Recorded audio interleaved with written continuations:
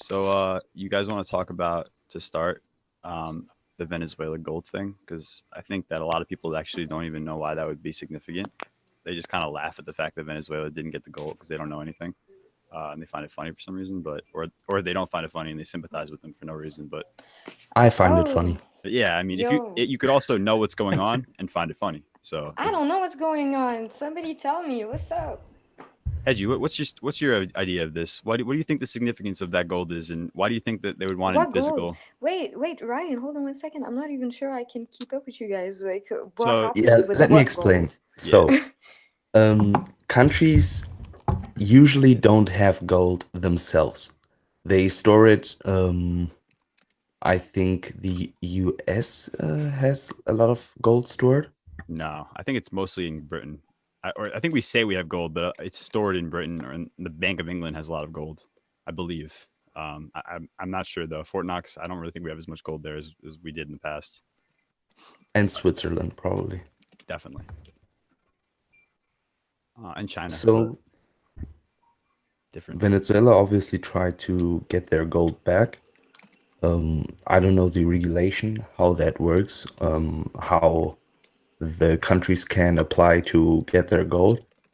But because of the political situation there, the Bank of England denied access. So I think the reasoning is related to, like I said, global politics with the International Monetary Fund, the Bank of England, and the United States and the Federal Reserve exactly all being tied together. I think Venezuela has a bunch of commitments to countries like debt wise that they can't pay. Mm-hmm. So because of that, they're at the bequest of like all these people and their demands. And I guess in one of those parties would be the Bank of England. So in a way, it's like a gesture of saying, no, your credit score is not good enough. We're going to keep this gold on deposit until you can pay back your other debts. And I think that's kind of funny because that's just the Bank of England stepping in and playing an authoritative role that they weren't necessarily given. They just sort of took it upon themselves. Um, so it shows the state of like the global politics right now and how really it's two sides. Even if we don't want to talk about it, there's two sides. There's the IMF and the Western countries, and I guess the NATO allegiance historically, and then like the other countries that have been hurt by this pact. So now Venezuela is just another example, which we've seen countless amounts of, where the two parties are going to have an argument and try and like draw lines in the sand about what they get or what Venezuela is going to pay up, what type of demands they can have, what infrastructure they build.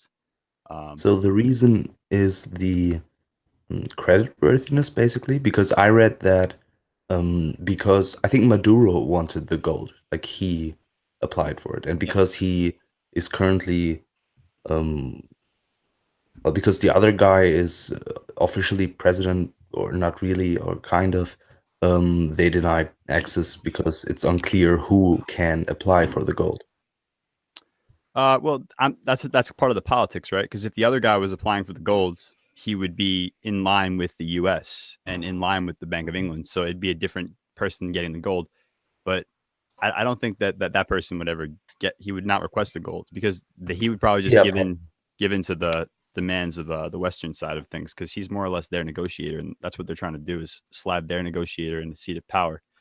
Um, Hopefully, it doesn't escalate into like military things. It seems more of like just like an economic thing for now, but you never really know if it pops off. Like if Maduro does do some sort of like I heard that there's been some gun violence. I don't know if that's related to the government, but I think Aiden in the chat was saying there was like 20 people dead already because of guns or someone. But I don't know if it escalates to that, then it could become a different situation. But if it just stays economic, then it'll probably just end up Maduro getting out leveraged eventually because they're not going to give him the gold. Like that, they don't have anything in their economy that would warrant them getting all that gold back. It just doesn't make any sense. Um, it'd be like a bailout, pretty much. I think there's a reason and why this, yeah, reason why countries store gold in other countries.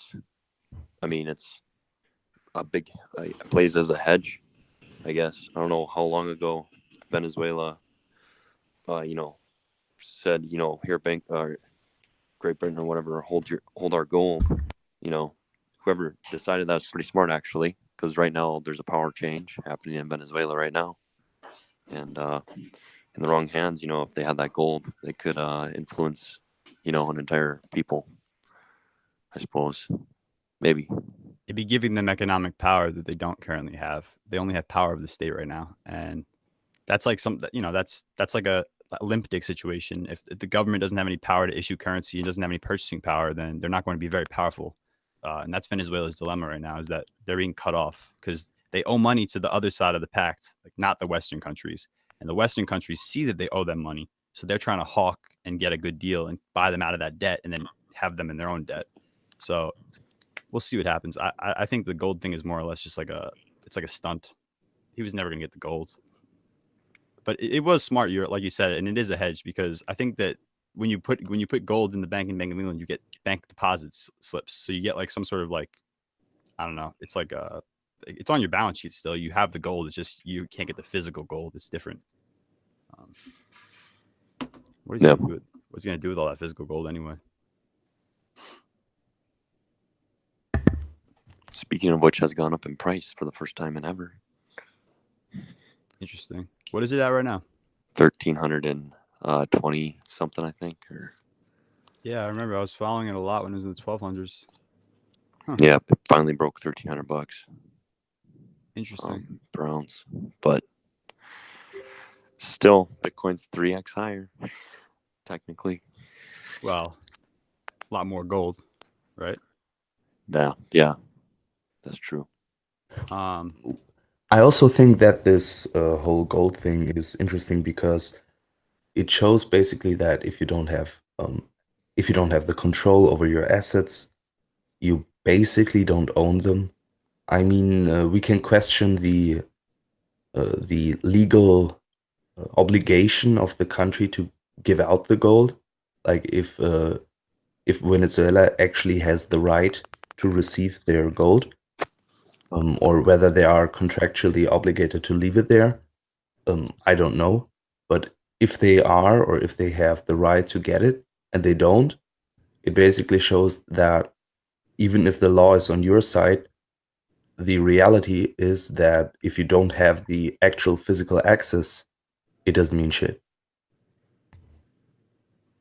It's more or less a new thing, though. I mean, the problem is that there's a very much like a pre-established political thing across the entire globe now that's being questioned. And I would say that Venezuela is experiencing this, and beforehand, you'd want to be on the side of the United States. You'd want to be on the side of one of these bigger countries. But in this scenario, in this specific one, is probably one of the only times where it would be bad to have your gold stored at the Bank of England, because they still have it. Like, it's not that they don't have like access to it. They can still leverage it for purchasing power.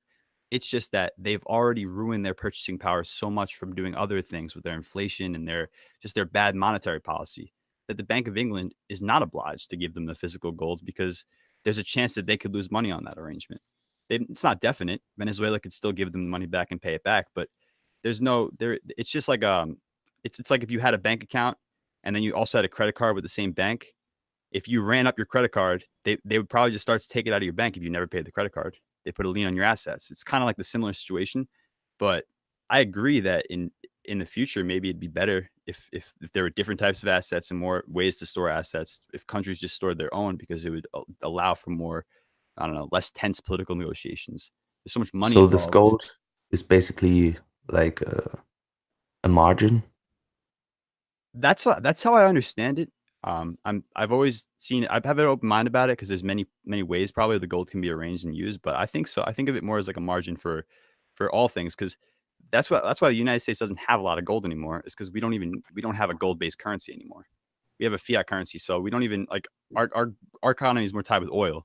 And Venezuela has a lot of oil, so they would want gold. You see what I'm saying? Like, it's like a weird thing where it depends more or less what your natural resources are and what your current economic state is and your monetary policy. But for Venezuela, yes, it is very much so a deposit for margin and purchasing power.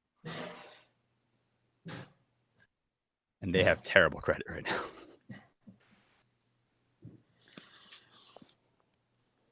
I mean, there's a long history too with Venezuela, right? Like, it's not all just like this administration. They have a long history of like sort of why this happened. But yeah, they have a lot of oil, and I don't really know the specifics of it, but I don't think it's easy to just take the oil out if you don't have capital to invest for infrastructure. So I think that's one of their problems or something. I don't know. want to chime in? Yeah. But also, I think we have discussed previously the custodianship of Bitcoin, and it's in some sense quite similar. If we, like Vontobel, for example, or there are other banks who jump on this bandwagon. And if we allow, I mean, people argue that it's an easy way to access this market for the everyday person. But if we allow that to happen, then there is a risk of similar scenarios where people are denied access for whatever reason, maybe bad credit, maybe political opinions or whatever. Mm-hmm. So this is dangerous. Yeah. It's only dangerous if it's bad opinions, though, because if they have a bad credit score, they shouldn't get it. Like that's how I see it. But it just depends on the arrangement. There's times where it makes a lot of sense to deposit things on margin because you leverage it for other assets and other opportunities. But it doesn't make sense on a political standpoint because then they have, like, if you have disagreement with the country, they have you by the balls now. You don't want to put yourself in that spot. So if you're gonna be involved in a situation where it's very political by nature, definitely don't ever trust people with your money like that. That's why I think most of people say with Bitcoin is because it's always political. Because the whole thing is it's a very political movement. Even though people don't want to say that, your own bank, it's a political statement. Facts. But also, like, of course, regarding the opinions, we agree. But even regarding the credit, of course, if the liabilities are so high that even your deposit doesn't cover it, of course you don't have the right to receive it because you have to pay the liabilities. But it depends on how the bank defines your debt or your over-debtedness. And if they define it in a very minor way and deny access, even though you should have access to it, that's also a form of censorship. And it's in their hands to decide. Like, they can make the contract and you obviously don't read it, but agree. And then later you see that you're fucked. It's only censorship if you involuntarily were put in that position, in my opinion. Because if you're allowing yourself to be in a position where you're giving them power over your money for some sort of advantage, then it makes sense that they would be able to censor your money. Because that's like almost like the trade-off with something like Ripple, in the basic intrinsic sense, is that Ripple's faster. Ripple can get whatever from point A to B on the chain faster and better, but it's less secure. And it overall, if you needed to use it for something that was like more important, you would never want to use it.